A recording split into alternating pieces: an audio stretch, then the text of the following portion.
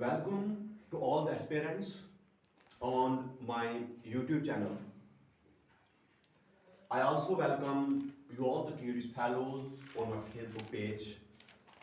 Dear students, जैसे कि आप जानते हैं हम जो JKSSB के लिए जो है तैयारी करवा रहे हैं स्टूडेंट्स को, एस्पिरेंट्स को अपने YouTube चैनल पे लेक्चर्स अपलोड करते हैं या फेसबुक पेज के ऊपर जो है चढ़ाते हैं।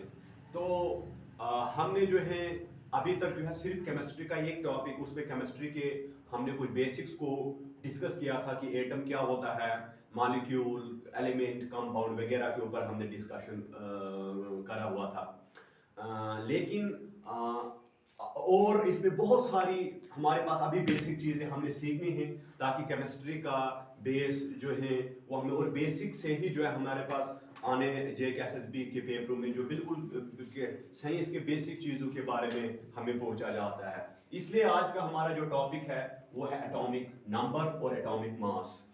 जब आप 9th के NCERT पढ़ेंगे, जो उसमें जो केमिस्ट्री का एक चैप्टर है उसमें आपको 30 एलिमेंट्स का जो है वो वहां पे एटॉमिक नंबर लिखा हुआ है। अब हम देखते हैं कि एक्चुअल में एटॉमिक नंबर क्या है और यहाँ पे एटॉमिक मास क्या है। जैसे कि सबसे पहले हम एटम के ऊपर, एटम को हम किस तरह से बनाते हैं, देखो मान के चलेंगे ये था हमारे पास, this is the centre of the atom जिसको हम कहते हैं न्यूक्लियस, और फिर न्यूक्लियस के अराउंड में जो है ये शेल्स है और इस तरह से ये शेल्स हैं। हम इसको समझो बड़ा बना के लिखते हैं, ठीक है ना, ताकि हम इसकी स्टडी कर पाए। अदरवाइज वी नो दैट कि एटम कितना सारा छोटा होता है, and we also know that कि हमारे जो बॉडी बनी होती है सेल से, वो सेल कितना छोटा होता है जिसको हम अपने नेक आई से नहीं देखते हैं, बट हम माइक्रोस्कोप का इस्तेमाल करके उसको बड़ा बना के देखते हैं ताकि हम उसकी स्टडी कर सके। इसलिए हम एटम को भी बड़ा करके दिखाते हैं ताकि हम उसकी क्या कर सके, स्टडी कर सके। तो हम जानते हैं कि जो हमारा ये सेंटर ये जो सेंटर होता है एटम का, उसको हम क्या कहते हैं, उसको हम कहते हैं न्यूक्लियस, न्यूक्लियस कहते हैं। और वी नो दैट कि एटम का जो मास होता है वो न्यूक्लियस पे ही कंसंट्रेटेड होता है, या किसी भी ऑब्जेक्ट का मास जो होता है वो उसके सेंटर पे कंसंट्रेटेड होता है, ठीक है। तो ये आ गया हमारे पास न्यूक्लियस। और मैंने आपको बताया था कि न्यूक्लियस में क्या होता है, न्यूक्लियस में हमारे पास होता है, न्यूक्लियस में क्या होते हैं, पॉजिटिव चार्ज, मतलब प्रोटॉन्स होते हैं, पॉजिटिव चार्ज होते हैं, और न्यूक्लियस में क्या होते हैं, न्यूट्रॉन्स, जिनका कोई भी चार्ज जो है वो नहीं होता है। इट मींस दैट हमने देखा कि जो एटम है वो 3 सब एटॉमिक पार्टिकल से मिलकर बना हुआ है, इलेक्ट्रॉन्स, प्रोटॉन्स एंड न्यूट्रॉन्स। हमारा जो एटम है वो इलेक्ट्रॉन्स, प्रोटॉन्स और न्यूट्रॉन्स सब एटॉमिक जैसे सब एटॉमिक पार्टिकल से मिलकर बना है। कौन से सब एटॉमिक पार्टिकल, इलेक्ट्रॉन। अब हम जानते हैं कि इलेक्ट्रॉन जो होते हैं वो अपने अपने फिक्स्ड ऑर्बिट में, ये जो शेल है ना इसको हम ऑर्बिट कहते हैं, इन फिक्स्ड ऑर्बिट्स में इलेक्ट्रॉन्स जो हैं वो क्या करते हैं, वो रिवॉल्व करते रहते हैं, राइट। हम कहते हैं कि in an atom electrons are stationary, यानी एटम के अंदर इलेक्ट्रॉन स्टेशनरी होता है। स्टेशनरी का मतलब होता है जो अपनी जगह से नहीं हिलता है, स्टेशनरी का मतलब होता है स्टैटिक, यानी अपनी जगह पे टिका। But it does not mean कि इलेक्ट्रॉन यहाँ पे अपनी जगह पे है, वो हिलता नहीं है। इलेक्ट्रॉन जो है इन ऑर्बिट्स में क्या करते हैं, रिवॉल्व करते हैं, बट अपने अपने फिक्स्ड ऑर्बिट में वो रिवॉल्व करते हैं। दैट्स व्हाई हम कहते हैं कि इलेक्ट्रॉन्स आर स्टेशनरी। लेकिन स्टेशनरी तो है, इसका मतलब क्या है कि वो सिर्फ अपने ही ऑर्बिट में जो है वो मूव करते हैं। अगर इसमें इलेक्ट्रॉन मूव कर रहा है तो अपने ही ऑर्बिट में करेगा, इधर इस वाले शेल में तो ये अपने ही इस ऑर्बिट में करेगा, ये वाले इलेक्ट्रॉन्स, ठीक है ना। कहने का मतलब है कि इलेक्ट्रॉन जो है वो अपने अपने शेल में क्या करते हैं, रिवॉल्व करते हैं। दैट्स व्हाई हम कहते हैं इलेक्ट्रॉन्स आर स्टेशनरी। लेकिन इसका मतलब ये मत है कि इलेक्ट्रॉन अपनी जगह से मूव नहीं कर रहा है, मूव तो कर रहा है बट अपने फिक्स्ड ऑर्बिट में मूव कर रहा है। दैट्स व्हाई वी से इलेक्ट्रॉन्स आर स्टेशनरी। तो हम जानते हैं कि इलेक्ट्रॉन्स जो है एटम के अंदर कहां पे होते हैं, इलेक्ट्रॉन जो होते हैं शेल्स में जो है अपने अपने फिक्स्ड ऑर्बिट में होते हैं। तो देखो ये जो ऑर्बिट का मतलब क्या है, जो इलेक्ट्रॉन्स को मूव करने का जो पाथ है, दिस इज कॉल्ड ऑर्बिट। जैसे हमारे पास क्या होता है, ये हमारे पास सन है, सन के अराउंड ये कोई प्लैनेट, जैसे हमारा अर्थ जो है सन के अराउंड जो है रिवॉल्व करता है, तो अर्थ का जो रिवॉल्व करने का जो पाथ है उसको क्या बोलते हैं यार, ऑर्बिट कहते हैं। उसी तरह से जो इलेक्ट्रॉन रिवॉल्व करता है किसके अराउंड, न्यूक्लियस के अराउंड में, क्योंकि जो ऑर्बिट्स है ये जो शेल्स हैं वो न्यूक्लियस के अराउंड में है, राइट। तो इसी तरह से बिल्कुल वहां जैसा केस है इधर भी वैसे होता है, इलेक्ट्रॉन तो अपने अपने शेल में घूमते हैं, अपने अपने शेल में घूमते हैं, लेकिन किसके अराउंड वो रिवॉल्व करते हैं, न्यूक्लियस के अराउंड रिवॉल्व करते हैं। तो हमें पता चला कि इलेक्ट्रॉन्स कहां पे होते हैं, इलेक्ट्रॉन्स शेल्स में होते हैं। इस शेल में कुछ इलेक्ट्रॉन होंगे, इसमें कुछ होंगे और इसमें कुछ होंगे, और फिक्स्ड अपने अपने शेल्स में रिवॉल्व करेंगे। नंबर 1, अब प्रोटॉन्स और न्यूट्रॉन्स कहां पे होते हैं, प्रोटॉन्स और न्यूट्रॉन्स जो होते हैं वो न्यूक्लियस के अंदर होते हैं, और एटम का जो भी मास होता है वो प्रोटॉन्स और न्यूट्रॉन्स से ही मिलकर जो है वो बनता है। अब इलेक्ट्रॉन क्या होने, क्योंकि जो इलेक्ट्रॉन का जो मास होता है वो एटम के मुकाबले में जो होता है वो निग्लिजिबल होता है, वो कुछ भी मायने नहीं रखता है। इलेक्ट्रॉन्स प्रोटॉन्स के मुकाबले में, न्यूट्रॉन्स के मुकाबले में बहुत छोटा होता है, और इलेक्ट्रॉन का जो मास है वो, जिन इलेक्ट्रॉन्स का जो मास होगा इस एटम के अंदर वो जो है निग्लिजिबल होगा, वो माना नहीं जाता, यानी उतना छोटा है, ठीक है ना। तो इसलिए हम पहले किसके ऊपर, ये थोड़ा बहुत मैंने आपको जनरल कांसेप्ट दिया कि इलेक्ट्रॉन कहां पे होते हैं, अपने अपने फिक्स्ड ऑर्बिट में रिवॉल्व करते हैं, प्रोटॉन्स और न्यूट्रॉन न्यूक्लियस के अंदर होते हैं। लेकिन अब हम देखेंगे कि एटॉमिक नंबर क्या होता है, इस पे हमें क्वेश्चन पूछा जाता है कि फलानी एलिमेंट का एटॉमिक नंबर क्या है, कार्बन का क्या है, नाइट्रोजन का क्या है, ऑक्सीजन का। आप एटॉमिक नंबर तो याद करते होते हैं, पेपर में पूछ देते हैं एटॉमिक नंबर, जैसे कार्बन का, नाइट्रोजन का, ऑक्सीजन का, हाइड्रोजन का वगैरह वगैरह। बट इसका मतलब क्या है कि एटॉमिक नंबर, क्योंकि डेफिनेशन के बेस पे भी सिंपल क्वेश्चन हमें डाल सकता है। तो एटॉमिक नंबर का मतलब क्या होता है, एटॉमिक नंबर अब किसका, किसी भी एलिमेंट का एटॉमिक नंबर का मतलब क्या है, किसी भी एलिमेंट के एटॉमिक नंबर का मतलब होता है कि उस एलिमेंट का जो एटम होगा, ठीक है ना, उस एलिमेंट का, क्योंकि कोई भी एलिमेंट किससे मिलकर बना है, एटम से मिलकर बना हुआ है। किसी भी एटम में, अब किसका एटम, किसी एलिमेंट का एटम, चाहे वो एलिमेंट गोल्ड हो, वो एलिमेंट आयरन हो, वो कार्बन हो, वो नाइट्रोजन हो, वो ऑक्सीजन हो, वो हाइड्रोजन हो, वो हीलियम हो, किसी भी एलिमेंट के एटम के न्यूक्लियस में कितने आपके पास क्या है, प्रोटॉन्स प्रेजेंट हैं, that is called atomic number. I hope you got it. Atomic number का मतलब क्या है, एटॉमिक नंबर का मतलब है the number of protons present in an atom. Atom में कितने प्रोटॉन्स जो है वो प्रेजेंट है, उसको हम क्या कहते हैं, atomic number. If I right the definition of atomic number, आप इस डेफिनेशन को उतार सकते हैं। एटॉमिक नंबर की मैंने डेफिनेशन क्या लिखी, मैंने लिखा atomic number can be defined as the number of protons present in the nucleus of atom of any element। किसी भी एलिमेंट के एटम के न्यूक्लियस में, किसी भी एलिमेंट के एटम के न्यूक्लियस में कितने नंबर ऑफ प्रोटॉन्स, कितने प्रोटॉन्स पाए जाते हैं, उसको कहा जाता है atomic number. I hope you got it. अब जो है हम केमिस्ट्री के अंदर जो है एटॉमिक नंबर को किस लेटर से डिनोट करते हैं, इसमें भी क्वेश्चन, बेसिक क्वेश्चन आस्क करे जाते हैं हमें कि atomic number in chemistry, atomic number of any element can be denoted by the letter Z। It is denoted by the letter Z। तो Z का मतलब क्या है, एटॉमिक नंबर। अगर हमारे पास लिखा होगा, देखो, अगर सबसे पहले मैं लेता हूं, हम लिखते हैं इस तरह से, हम लिखते हैं कार्बन, तो ब्रैकेट में क्या लिखते हैं, Z इज इक्वल टू 6, या हम लिखते हैं ऑक्सीजन, तो ब्रैकेट में क्या लिखते हैं, Z इज इक्वल टू 8, या हम लिखते हैं नाइट्रोजन, तो ब्रैकेट में लिखते हैं Z इज इक्वल टू 7। इसका मतलब क्या है, Z का मतलब एटॉमिक नंबर, इसका मतलब है कार्बन का जो एटॉमिक नंबर है 6 है, ऑक्सीजन का एटॉमिक नंबर क्या है, 8 है, नाइट्रोजन का एटॉमिक नंबर क्या है, 7 है। इसका मतलब क्या है? इसका मतलब कार्बन के एटॉमिक नंबर 6 का मतलब यह है कि कार्बन के एटम के न्यूक्लियस में, कार्बन के एक एलिमेंट है, तो इस एलिमेंट का जो एटम होगा, क्योंकि हर एलिमेंट जो है वो किस से मिलकर बना हुआ होता है, वो एटम से मिलकर बना होता है ना, तो कार्बन के एटॉमिक नंबर 6 का मतलब है कि कार्बन एलिमेंट का जो एटम होगा उसके न्यूक्लियस में कितने प्रोटॉन्स होंगे? 6 प्रोटॉन्स होंगे, राइट? क्योंकि number of protons present in the nucleus of atom of any element, किसी भी एलिमेंट के एटम के न्यूक्लियस में जितने नंबर ऑफ प्रोटॉन्स होंगे वो क्या कहलाता है? वो एटॉमिक नंबर कहलाता है। तो कार्बन Z=6, इसका मतलब क्या हुआ? कार्बन का एटॉमिक नंबर 6 है, राइट? ऑक्सीजन का एटॉमिक नंबर क्या है? 8, Z=8, इसका मतलब क्या है कि ऑक्सीजन एलिमेंट के, ऑक्सीजन का जो एलिमेंट है ना, उसका जो, उस एलिमेंट का जो एक एटम होगा, उस एटम के न्यूक्लियस में कितने प्रोटॉन्स होंगे? वो 8 प्रोटॉन्स होंगे। That is called atomic number of oxygen. Now let us take hydrogen.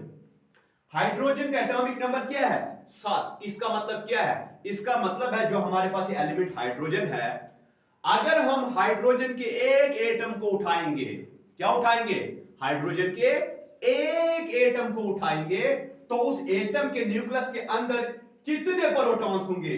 उस एटम के न्यूक्लियस के अंदर जो होंगे 7 प्रोटॉन्स होंगे। वही कहलाता है atomic number of nitrogen. It means atomic number of carbon is 6, oxygen 8, nitrogen 7। तकरीबन 30 तक आपको एटॉमिक नंबर जो एलिमेंट्स के याद करने हैं। ये 9th के एनसीईआरटी में आपको मिल जाएगा केमिस्ट्री में। तो वो 1 से लेकर जो है, सबसे पहले हम हाइड्रोजन से शुरुआत करते हैं। हाइड्रोजन के एटॉमिक नंबर 1 होता है। What does it means?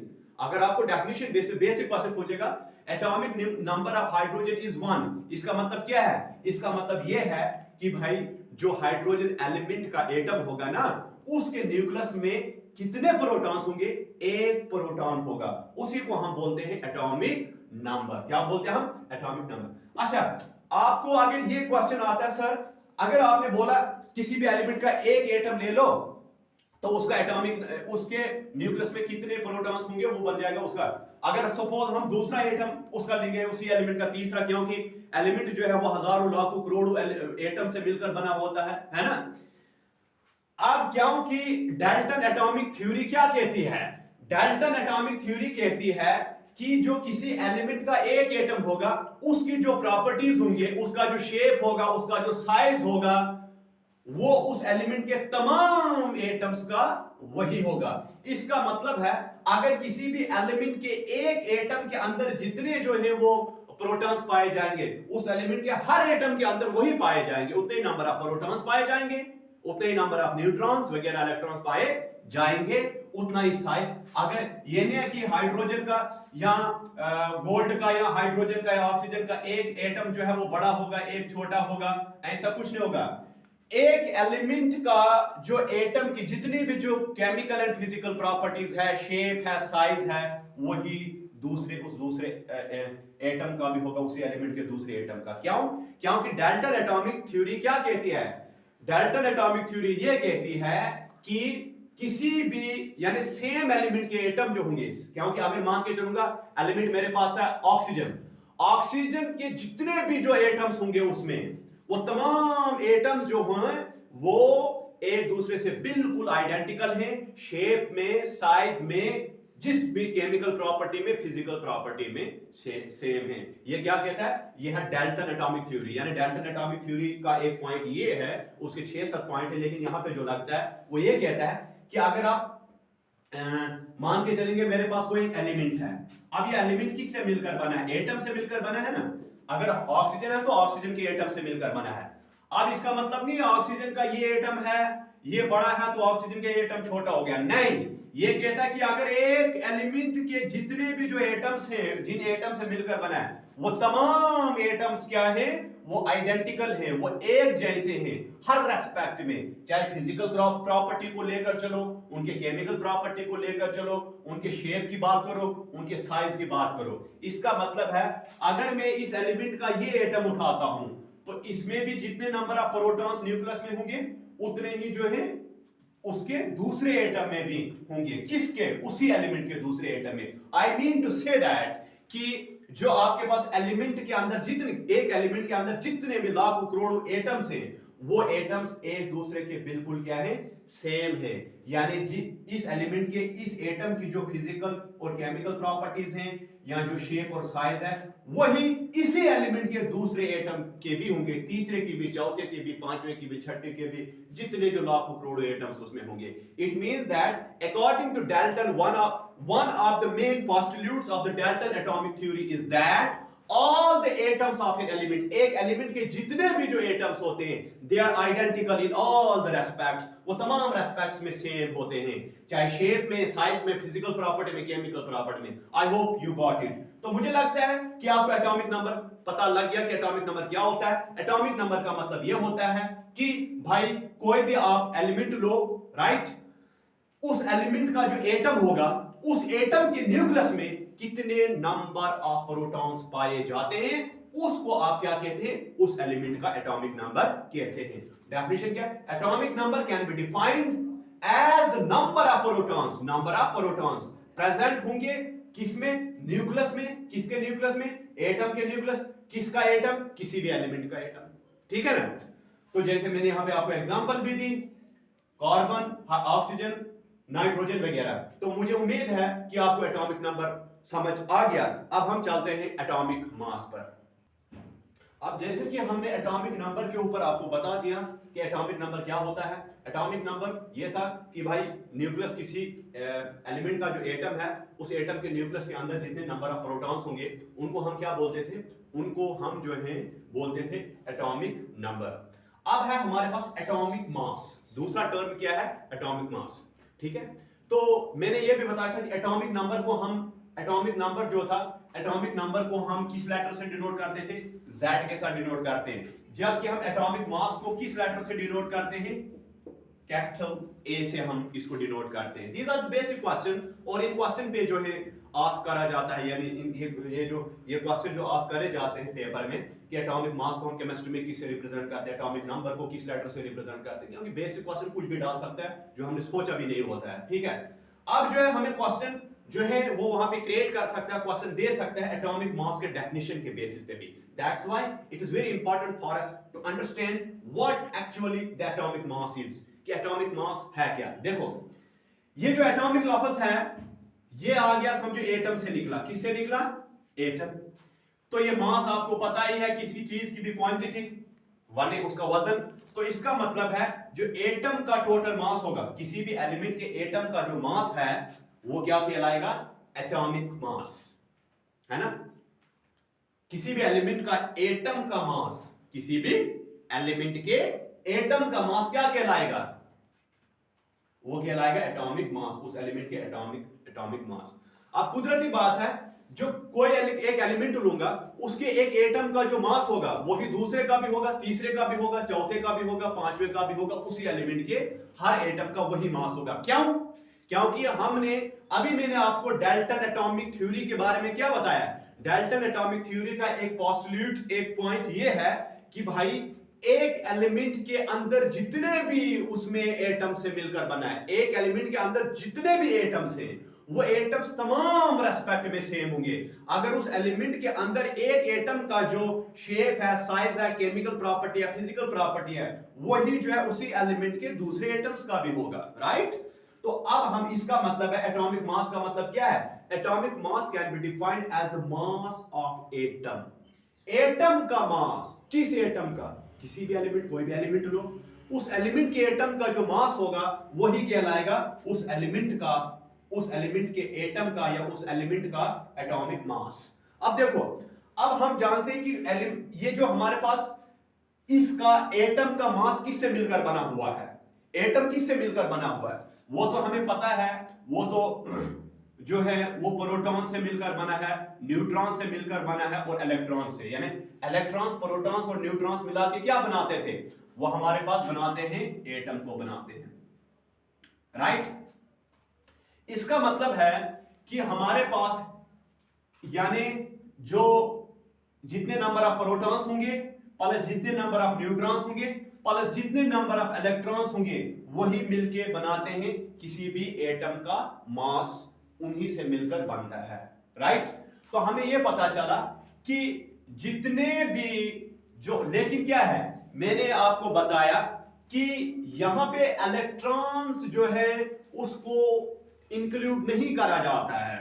क्यों नहीं करा जाता है? क्योंकि इलेक्ट्रॉन का जो मास है वो एटम के मास के कंपैरिजन में निग्लिजिबल है, वो कोई वैल्यू नहीं रखता है। यानी इलेक्ट्रॉन जो है वो एटम के कंपैरिजन में बहुत ही छोटा है, वो कोई मायने नहीं रखता है। उस यानी इलेक्ट्रॉन जो है प्रोटॉन्स और न्यूट्रॉन के कंपैरिजन में भी इनका जो है मास कोई मायने नहीं रखता है। इसलिए हम क्या करते हैं, एटॉमिक मास में हम क्या करते हैं, सिर्फ प्रोटॉन्स और न्यूट्रॉन्स को ही लेते हैं। इसका मतलब है एक एटम के न्यूक्लियस के अंदर जो प्रोटॉन्स और न्यूट्रॉन्स की जो जितने प्रोटॉन्स और न्यूट्रॉन्स होंगे वो कहलाएगा उस एटम का, उस एलिमेंट के एटम का एटॉमिक मास। ठीक है, प्रोटॉन्स और न्यूट्रॉन्स को जब हम ऐड करेंगे वो क्या कहलाएगा, एटॉमिक मास। किसका एटॉमिक मास? किसी भी एलिमेंट के एटम का। इसलिए हम डेफिनेशन लिख सकते हैं एटॉमिक मास। तो एटॉमिक मास का मतलब कि atomic mass can be defined as the number of protons and neutrons present in the nucleus of an atom of any element. किसी भी एलिमेंट का जो आप एटम लोगे, उस एटम के न्यूक्लियस में जो नंबर ऑफ प्रोटॉन्स और नंबर ऑफ न्यूट्रॉन्स प्रेजेंट होंगे वही बनाते हैं उसका एटॉमिक मास।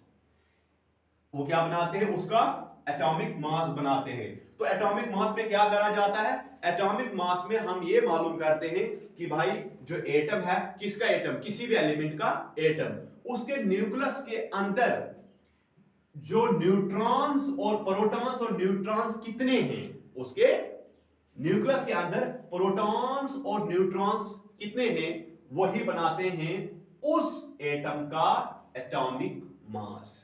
इसलिए जब आप एटम का एटॉमिक मास निकालते हैं तो एटॉमिक मास कैसे निकालते हैं, जब आप ऐड करते हैं number of protons plus number of neutrons, वो क्या बन जाता है, वो बन जाता है उस एटम का एटॉमिक मास। हमने इलेक्ट्रॉन क्यों ले लिया, क्योंकि इलेक्ट्रॉन जो है वो एटम के जो, जब इलेक्ट्रॉन का जो हम मास जब कंपेयर करते हैं एटम के मास के साथ या प्रोटॉन्स और न्यूट्रॉन के मास के साथ, वो उनके सामने कोई भी वैल्यू नहीं रखता, वो उतना छोटा है, उनके सामने कोई भी वैल्यू नहीं रखता, वो निग्लिजिबल लिया जाता है। इलेक्ट्रॉन का मास जो है वो, अगर ये भी क्वेश्चन करा जा सकता है हमें, अगर एटॉमिक मास जो कि एटम का मास जो है तीन चीजों से मिलकर बनता है, उसमें जितने प्रोटॉन्स हैं प्लस उसमें जितने न्यूट्रॉन्स हैं प्लस उसमें इतने इलेक्ट्रॉन्स हैं, वो मिलकर बनता है उस एटम का atomic mass. But you know कि जब आप एटॉमिक मास लेते हैं, आप क्या सिर्फ number of protons plus number of neutrons लेते हैं, ना कि इलेक्ट्रॉन्स। हम इसलिए लेते हैं क्योंकि इलेक्ट्रॉन का जो मास होता है वो जब हम उसको एटम के मास के साथ कंपेयर करते हैं तो वो निग्लिजिबल लिया जाता है, यानी वो कोई भी उसके मास के मायने नहीं है किसके सामने, एटम के मास के सामने। इसलिए एटॉमिक मास का मतलब क्या है, जब आप किसी भी चीज का एटॉमिक, किसी भी एटम का, किसी भी एलिमेंट के एटम का एटॉमिक मास निकालते हैं, उसका मतलब क्या है, उसका मतलब यही है, आप ये ऐड करते हैं दो चीजें, प्रोटॉन्स और न्यूट्रॉन, कि उस एटम के न्यूक्लियस के अंदर कितने प्रोटॉन्स हैं और कितने न्यूट्रॉन्स हैं, उनको आपने ऐड करना होता है तो निकल जाता है उस एटम का एटॉमिक मास। अब हमें पता चला कि जो कोई भी एटम होता है उसका मास किससे मिलकर बनता है, वो मेनली दो, प्रोटॉन से और न्यूट्रॉन से। इलेक्ट्रॉन भी होता है लेकिन उसका मास जो है वो निग्लिजिबल होता है किसके मास के सामने, यानी जब हम उसको कंपेयर करते हैं एटम के मास के साथ तो वो निग्लिजिबल होता है। अब देखो फॉर एग्जांपल, अब देखो मैंने क्या कहा था, एटॉमिक मास को हम डिनोट करते हैं ए के साथ, atomic mass is denoted by capital A, ठीक है ना। अब देखो अगर मैं बोलता हूं कि जो ऑक्सीजन है, तो ऑक्सीजन का जो एटॉमिक नंबर है वो है 16। इसका मतलब क्या हुआ कि ऑक्सीजन एलिमेंट जो है, अगर मैं उसका एक एटम लूं तो उस एटम के न्यूक्लियस में जो प्रोटॉन्स और न्यूट्रॉन्स मिला के होंगे वो कितने होंगे, वो 16 होंगे। वो निकल जाएगा एटॉमिक मास किसका, ऑक्सीजन का। अगर उसी तरह से मैं नाइट्रोजन लेता हूं, यानी 16 यूनिट जो है वो उनका क्या आ जाता है, मास आ जाता है 16 यूनिट क्या आ जाता है, तो ये निकल गया एटॉमिक मास। इसका मतलब है जब हमने इसमें जो यहां पे ऐड करे हैं नंबर ऑफ प्रोटॉन्स और नंबर ऑफ न्यूट्रॉन्स, उसी तरह से नाइट्रोजन जो है, नाइट्रोजन का जो एटॉमिक नंबर क्या होता है, एटॉमिक मास क्या होता है 14, लेकिन वो पॉइंट में होता है 14.2007, लेकिन आपने जो है पॉइंट को छोड़ो, आपने एक्यूरेट वैल्यू याद करनी है 14। एटॉमिक मास किसका नाइट्रोजन का कितना होता है 14 यूनिट आप ले सकते हैं। तो एटॉमिक मास किससे मिलकर बना होगा, जब आपने नंबर ऑफ प्रोटॉन्स और न्यूट्रॉन्स को ऐड करा होगा, तो तब बनता है। तो प्रोटॉन्स और न्यूट्रॉन्स को जब आप ऐड करेंगे और उनका जो मास निकलेगा वही कहलाएगा atomic mass of hydrogen element का, ठीक है ना। उसके बाद आपके पास है कार्बन। तो कार्बन का जो एटॉमिक मास है वो क्या है, वो है 12.011, लेकिन पॉइंट को छोड़ो, आपने 12 लेना है कि कार्बन का एटॉमिक मास क्या है 12। इसका मतलब क्या हुआ कि भाई हमने यहां पे कार्बन में ऐड किया, क्या किया, कार्बन में ऐड किया, कार्बन के एटम का जो न्यूक्लियस था, है ना, कार्बन में कार्बन एलिमेंट है, उसका जब हम एक एटम लेंगे, उस एटम के न्यूक्लियस में जितने नंबर ऑफ प्रोटॉन्स होंगे प्लस नंबर ऑफ न्यूट्रॉन्स होंगे, उनका फिर मास जो आएगा, है ना, नंबर ऑफ प्रोटॉन्स और न्यूट्रॉन्स को मिला के जो उनका मास निकलेगा वही क्या होगा, वही एटॉमिक मास होगा उस एलिमेंट के एटम का या उस एलिमेंट का। तो इसका मतलब क्या है कि कार्बन का जो हमारे पास एटॉमिक मास क्या आ जाता है 12 आ जाता है। इसका मतलब यह है कि भाई हमें कार्बन एलिमेंट का जब एक एटम लेता हूं और उस एटम के न्यूक्लियस की जब मैं बात करता हूं या उस न्यूक्लियस में जाता हूं, तो मैं ये पाता हूं कि उस एटम के न्यूक्लियस, कार्बन का जो एटम होगा उसके न्यूक्लियस में जब मैं नंबर ऑफ प्रोटॉन्स और नंबर ऑफ न्यूट्रॉन्स लूंगा, नंबर ऑफ प्रोटॉन्स और न्यूट्रॉन्स जो आएंगे मेरे पास, तो उनका जब हम मास मालूम करते हैं वो आता है हमारे पास 12 यूनिट आ जाता है, 12 यूनिट्स आ जाता है। तो ये आ गया हमारे पास एटॉमिक मास। तो मुझे उम्मीद है आपको एटॉमिक नंबर और एटॉमिक मास पे पूरी समझ आ गई होगी। तो एक दफा से अगर मैं थोड़ा बहुत रिवाइज कर दूंगा, एटॉमिक नंबर क्या होता है, एटॉमिक नंबर होता है किसी भी एलिमेंट के एटम के न्यूक्लियस के अंदर जितने भी जो नंबर ऑफ प्रोटॉन्स पाए जाते हैं वो कहलाता है उस एलिमेंट का एटॉमिक नंबर। जबकि एटॉमिक मास क्या होता है, atomic mass can be defined as the mass of an atom of element. किसी भी एलिमेंट के एटम का जो मास है वो कहलाता है एटॉमिक मास। लेकिन हम जानते हैं ये जो किसी भी एटम का जो मास निकलेगा, किसी भी एलिमेंट के एटम का जो मास निकलेगा वो तीन चीजों को मिलाकर निकलेगा, है ना, तीन चीजों के मास को मिलाकर निकलेगा। प्रोटॉन्स का मास प्लस न्यूट्रॉन्स का मास, जितने प्रोटॉन्स उसमें होंगे उसके न्यूक्लियस में, एटम के न्यूक्लियस में, प्लस एटम के न्यूक्लियस में जितने न्यूट्रॉन्स होंगे प्लस एटम के न्यूक्लियस में जितने इलेक्ट्रॉन्स होंगे, तो वो क्या बनेगा, उस एटम का एटॉमिक मास बनेगा। लेकिन हम जानते हैं कि यहां पे जो इलेक्ट्रॉन है उसका मास जो होता है वो कोई भी मायने नहीं रखता है। इसका मतलब है सिर्फ हम एटॉमिक मास के केस में क्या करते हैं, प्रोटॉन्स जितने हमारे पास नंबर ऑफ प्रोटॉन्स होते हैं प्लस जितने हमारे पास जो है वो न्यूट्रॉन्स होते हैं, वो कहलाता है हमारे पास एटॉमिक मास कहलाता है, यानी वो एटॉमिक मास निकलता है। इसका मतलब है एटॉमिक मास का नंबर ये था कि जितने प्रोटॉन्स हैं आपके पास उस एटम के न्यूक्लियस में, किस एटम के, किसी भी एलिमेंट के एटम के न्यूक्लियस में, प्लस जितने नंबर ऑफ प्रोटॉन्स हैं आपके पास किसी एलिमेंट के एटम के